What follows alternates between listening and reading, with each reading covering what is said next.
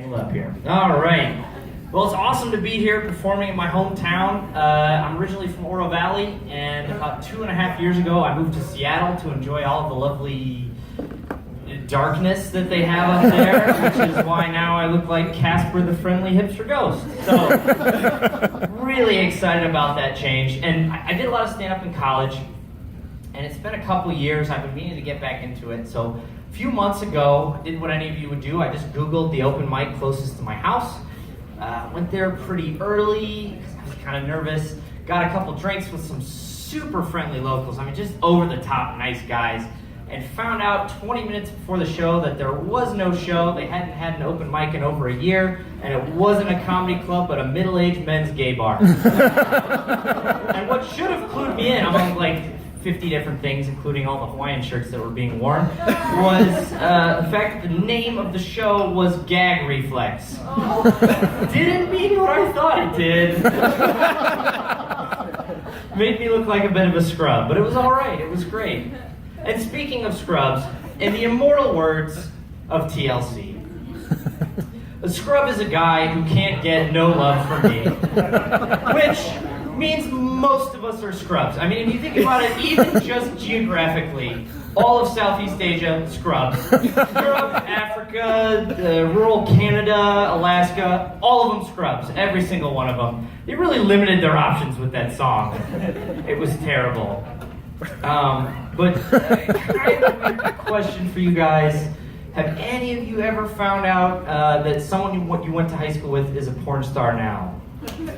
Yes! No? Oh, good for you. All right. Well, oh boy, let me tell you what. I haven't. But I've been watching a lot of porn, and if it ever happens, I feel like I'm going to be ready. It's gonna be great. So when I came down to Tucson, I had to take a train from the University of Washington down to the airport. And while I was waiting, I saw one of those big metal boxes that they keep, like you can kind of push a button and call public safety if you're alone at night, you're scared, something like that. And there was about a 3-inch thick spider web on it. Which means that either UW is the safest place in the world, no one has so much as looked at that box in years, or the last time someone was being chased around campus in a hockey by a guy wearing a hockey mask, they dove at the button and went, fuck it. I'll take my chances with dismemberment, it's not worth it. And we all laugh, but serial killers are kind of a thing in Seattle. I don't know if you've ever heard of Ted Bundy. He's from Seattle. Yeah, woo for Seattle and serial killers. Thank you. I live there. Super excited. Green River Killers from there, and it still goes on. I know, but everybody's like, whatever. It's dark outside. I can't care that much about it. I mean, about a year and a half ago, it was super crazy. It was in all the papers. A lady went to she went on a blind date.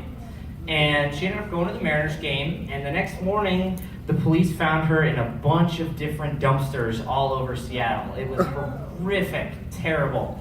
And I was talking to my buddy who's from Seattle about it. I told him the whole story, and he said, holy shit!